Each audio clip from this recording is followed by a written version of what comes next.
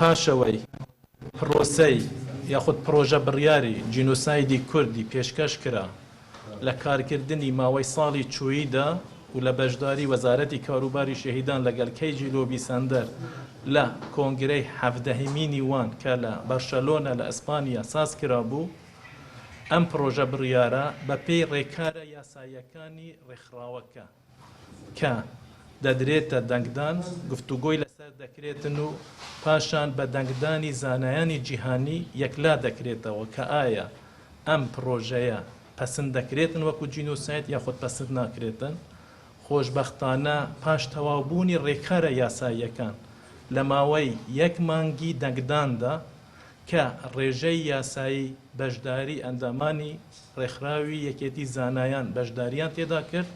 و توانی دەنگی زۆرینەی هەرە زۆری ئەوانەی کە دەنگیاندا بەدەست بینیتن کە بەڵێ ئەوەی لە شاڵاوەکانی ئەنفال هەڵەبجە دەرحەق بارزانیەکان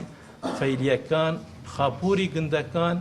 لەگەڵ ئەو کردارەی تیرۆرستان و شەڕی داعش کە دەرحەق بە گەلی کوردستان و پێکاتەکانی کوردستان ئەنجام دراینا بە جینۆساید لە قەڵەم بدرێت.